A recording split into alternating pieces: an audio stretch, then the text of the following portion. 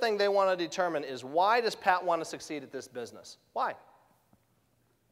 And anchor it to something you have a lot of emotion on. I don't mean, well, I just want to be rich. I want to grow on the B side of the quadrant. I mean, I want to send my children to a public school. My son's gone to a private school. My son's gone to 4 basketball camps this summer. There's been an average of 70 people, 70 kids at each of these camps. And you know what? Out of the 70 kids, now I've counted as high as 3 dads being at these camps. That's the highest number of dads that have been at the camps. 3 that have been there all day. Just the rest come pick them up after they get off there when they're told they can leave from their job. 3. I'm one of them. And, you know, sometimes my son looks over, and I'm like, dude, you need to, shoot like this, or, pass a little harder. Do chest passes, the things I'm learning to teach him, and I get this. But then the coach tells him the same thing, man. He's like, Dad, I do chest passes like this. I'm like, sounds like network marketing, doesn't it? But you know what? Just like Lennon said, every day, for the rest of his life, he's going to remember. And when he's a young man, he's going to remember, my dad was there. And it was because I didn't wait for my personal timing to be right. And my parents taught me this. Because they've told me stories of land opportunities that they've missed out on. We could have bought land on Pima and Shea in 1983 for $100,000. We could have had 20 acres, and it'd be worth millions today. We almost bought some land out in North Scottsdale. And these stories, great stories. And I love what Lennon talked about earlier, because you can either take that and think, well, that's just the way it works out. We're always going to miss out on everything. Or you can take it and learn. You can take the good and leave the bad. And they said, but we waited for our personal timing to be right. We probably could have made it happen, but we waited for our personal timing to be right, and it cost us millions. Well, when I was introduced to this business by my lovely mom, it was early 2004. Now, what was going on in the real estate market in early 2004? In Phoenix. It was starting. Now, my circle of influence was real estate professionals. I'd been doing it for 5 years. What do you think they said when I told them they should do this with me? Guess how many joined me? 0. I thought it was going to be easy. Oh, you mean good communication skills and lead generating skills and follow-up and follow-through is how you build this business? Oh, realtors are great at that. A desire for freedom? That's what realtors want. They want to create some freedom so they don't have to be everywhere all the time. They can create their schedule if they can sell. That's why people do sales. I thought they were all just going to follow me. 0. Ryan was the first. But it was $50,000 a month later. Because people were waiting for their personal timing to be right. The economy eventually made it right. The economy is playing right into our hands. Maureen talked about it yesterday. But see, because my parents taught me, I didn't wait for my personal timing to be right. A dog with a note in his mouth was showing up at the real estate office and making $300,000, $400,000 a year. Little note saying, hey, buy a home for me. Showing up 2 days a week and making multiple 6 figures. We built this on the side because it's a part-time thing for quite some time. When the timing wasn't perfect. It might have cost me a little money on the front side because you have to make an investment. Your investment is time. The bigger the investment, the bigger the potential return. Your investment is time. Time doing what? Stuff we're talking about this weekend. You need to make sure that your time is productive and that it's consistent. That's what Bob told me when I started. He said it needs to be productive and it needs to be consistent. You have to invest. Just understand that. It's not just going to, somebody talked about, oh, downline, go ahead, I'm ready. No, doesn't work that way. Doesn't work that way. But anyhow, see, personal timing might not be great for you, but you'll still go to your job. Everybody's got problems. You're either dealing with one's on its way to visit you or one just left. That's kind of what I found. And it matters what you do with your time during these situations. all the way from Victoria. Is it Victoria? Canada. All the way from Canada. People here from Virginia. People here from Florida. I've got people in my downline that tell me that they want to succeed at this business and everything they're going to do, that live miles from here, that have one kid. John McCardle shows up here with 9 kids. He's got more than premier volume. Talk about an excuse robber. He wants it. He's got that fire. Whose call am I going to take when my phone rings? When I'm trying to balance everything else? The person that lives 10 miles from here, whose talk and actions aren't matching up? Who do you want to be? Do you want to be like the guy that told me, well, this is the hardest thing I've ever done. Hey, you know what? When you got somebody to give me who is a worker, then I'll get back into it. But we'll get up to a phone on call probably for the rest of his working life. Do you want to take it? Do you want to come over here? Do you want to get together as a team and create freedom for your family? See, if something happened to me today, I know my family's taken care of because we chose to be on this side of the quadrant, and you have too. So you've got to take this thing by the throat. Back to how to get started. Once I got Pat's why, I go from 0 leverage to some leverage. Because he told me that he would do anything shy of robbing a store, anything that's legal to help his family be set up financially if he were lying on his deathbed. He told me he wanted his 5 children, no pressure, to go to private school and not public school. See, why do you send them to private school? To put the right stuff in their computer. Parents pay lots of money to put their kids around the right people, to put good stuff, people who tell them they can. Many of us grow up being told we can't. You can't do this. You'll never be that. You need to go to school and just get a good job and work the rest of your life.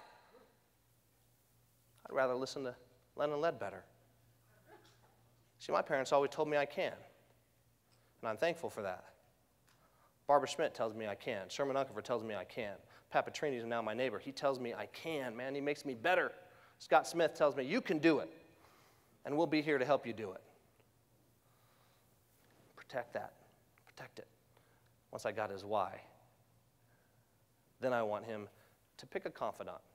Pick somebody who he trusts. Pick somebody who loves him. Pick somebody he respects. Pick somebody he knows. Pick somebody who has what he wants. An upline is a great choice for a confidant. Let's pick somebody to hold you accountable. You heard PJ talking about accountability. You can't do this without accountability.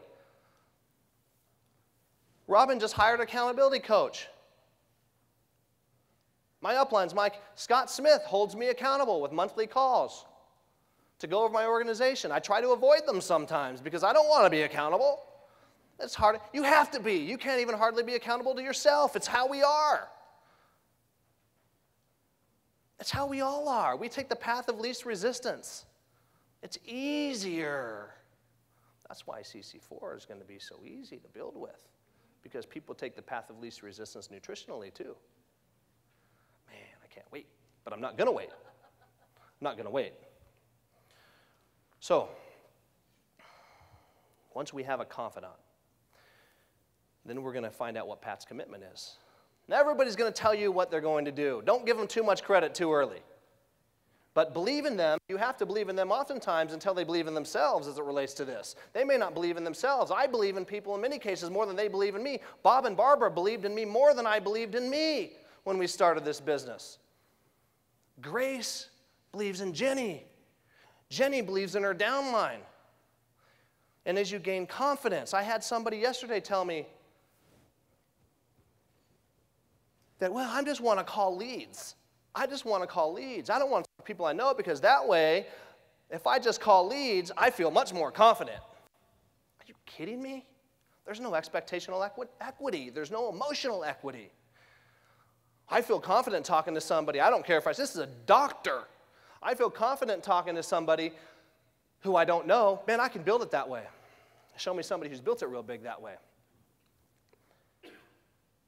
If you don't believe that this is the right vehicle to get you to where you want to go over here on this side of the quadrant, I suggest you do some research. I suggest you call Gary Hollister. I suggest you research these founders. I suggest you talk to Sandy Cohen. I suggest you spend some time with Grace Dick. I suggest you research the industry. I suggest you read the book out there, The Business of the 21st Century by Robert Kiyosaki. I suggest you read Why We Want You to Be Rich by Donald Trump. I suggest you do a little research. See, he's just not convinced that this is the vehicle that can get him where he wants to go. He's not confident. He needs an education. He's listening to people that tell him he can't. Because the first people we should talk to are the ones we love. We want them to be healthier and wealthier. We want them to be able to cruise the world with us, right? That's who I want to bring with me. That's who I sponsor. I sponsor my friend Rex because I like him. I want to travel with him. I want him to have what we have. I want him to experience this freedom. I want his kids to see him at basketball camp. Those are the first people we go to. Well, it's all about money. It's all about health and wealth. It's what you can do with the health and wealth. Some people got it backwards. They put all their energy into getting wealthy. They don't do anything for their own health. And then they'll give you all their wealth to get their health back when their health goes to crap. You know? It's funny. But we got the confidant now. We've got Pat's why. We've got his commitment. And his commitment, I don't care if it's 4 hours a week or if it's 20 hours a week. Whatever he can commit to this business, he needs to be accountable. And here's the trick. Those 4 hours or 20 hours need to be productive, and they need to be consistent. This falls under treating it like a real business. If you invested $250,000 for your Zango business, you treat it like a real business.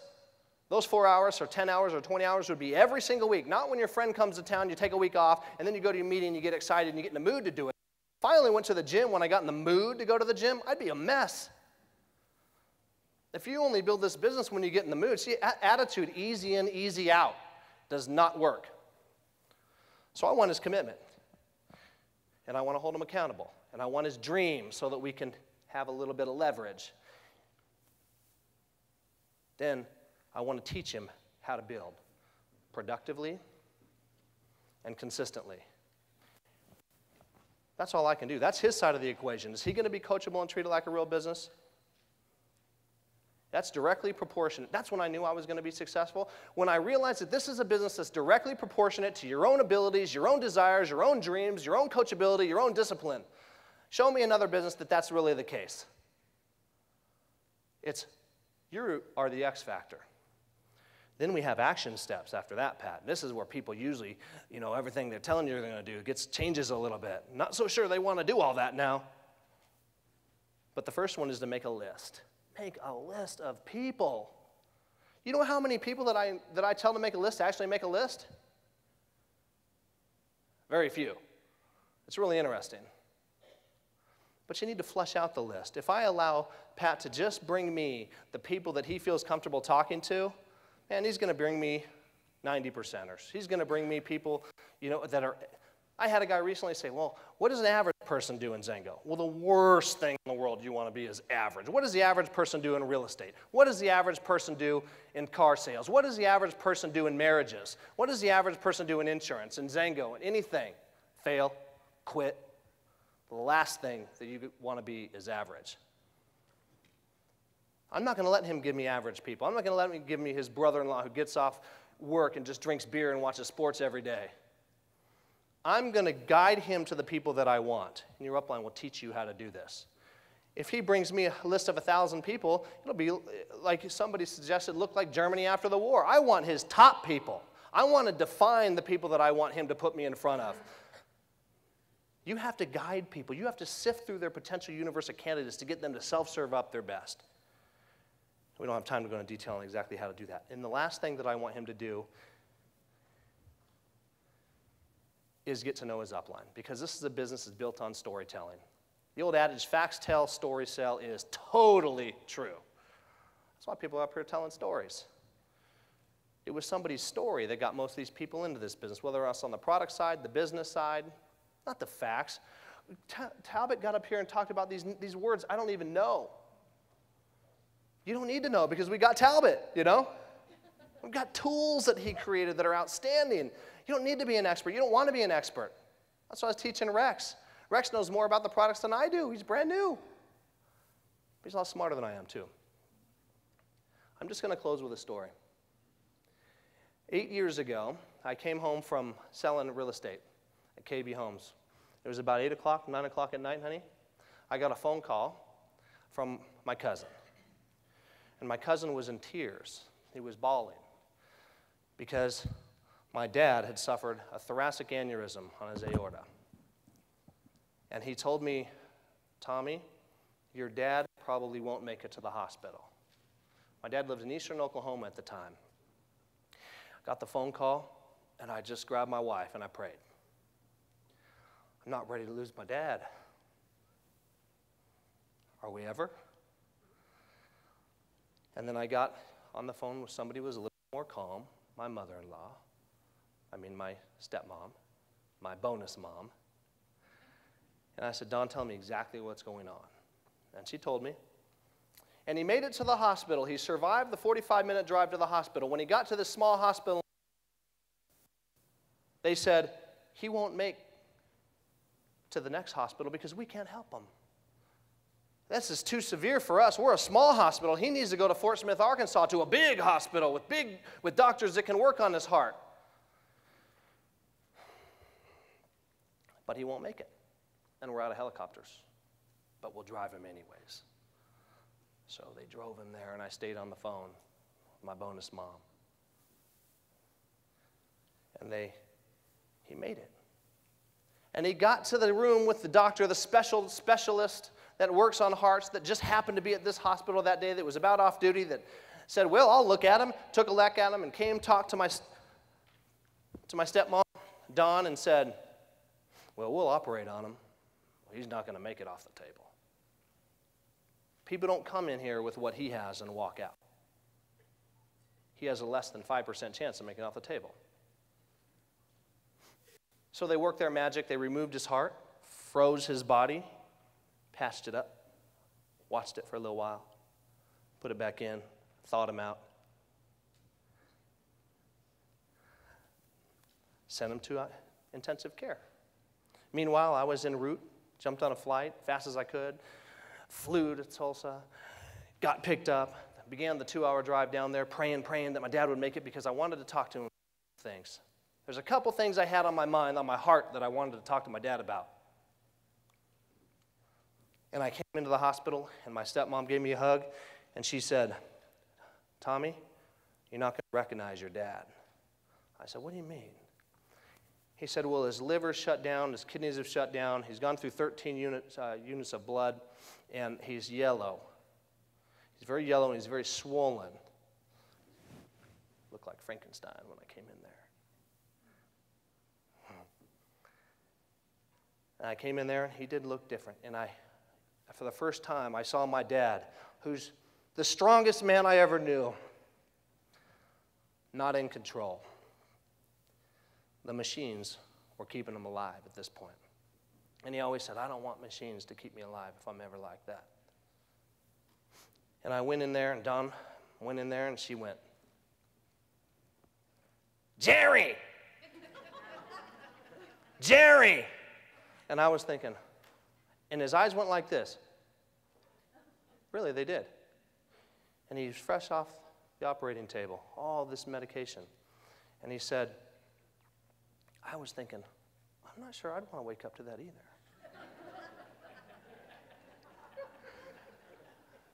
So I went back out in the waiting room, and I sat there. I talked to my uncle for a minute, my dad's brother, my Uncle Tom. That's who I'm named after. We're real creative, Tom and Jerry, just like a cartoon. Tom, Jerry, Tom, Jerry, Tom, Jerry. My son's Jerry, too. So, and I said a prayer, and I thought, I want to talk to my dad. So I asked if I could go back into the intensive care unit room, and I just sat down. I leaned above my dad, and I just went, Dad, about that loud. I said, this is a true story. His eyes opened up, and he looked at me, and he smiled the best he could with that trach in his mouth. And he smiled. And I said, Dad, do you believe in God? He said, yes. Man, that felt good. Something you don't really talk to my dad about. I asked a couple other questions as it pertained to that. And I said, I love you, Dad. We need you.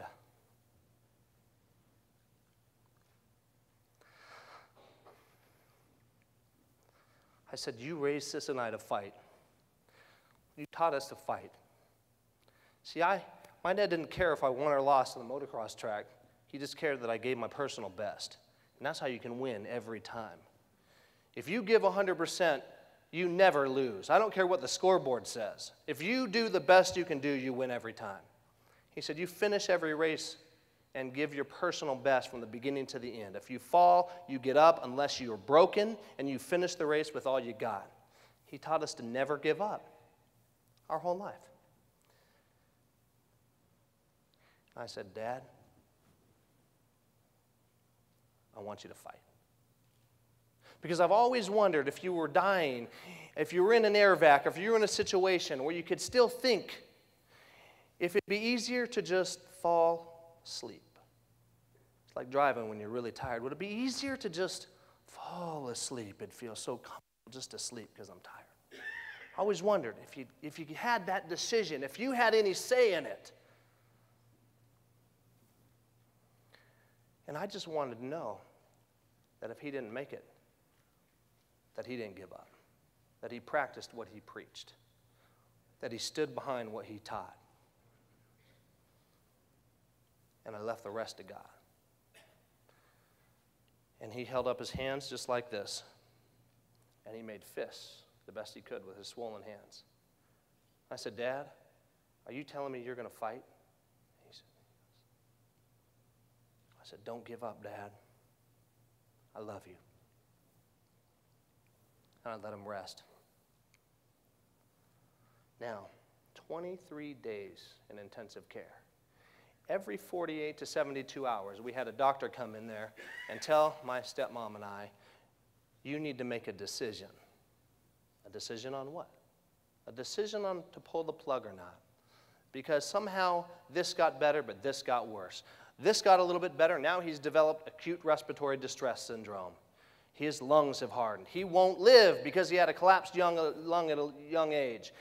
He'll die. You need to make a decision. Well, he'd beat that. We made a decision. He made a decision. A couple days later, it'd be something else. No. He's a fighter. It's not up to us.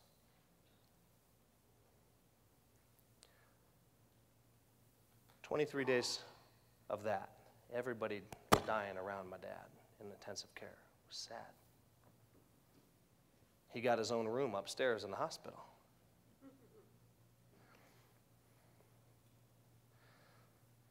And I said, Dad, I got to ask you a question. I've always wondered if you had any say in whether you lived or died in some situations like the one you found yourself in. And he looked me right in the eyes. True story. He said, son, when I was lying there, I had made the decision that things weren't so good around the farm, that I've lived a great life. I've raised great children.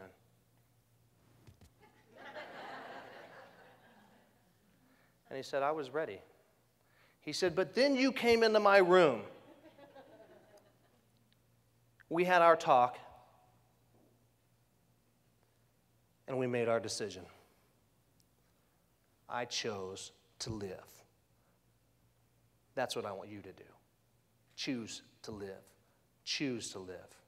Don't wait for your personal timing to be right. Because we didn't, my dad now is my next door neighbor. He lives right behind me. We have a gate that separates our yard. And I thank you, Dad, for choosing to live. Would you stand up? My dad's first ever Zango meeting, Jerry Johnson. Choose to live, folks. Thank you. I love you.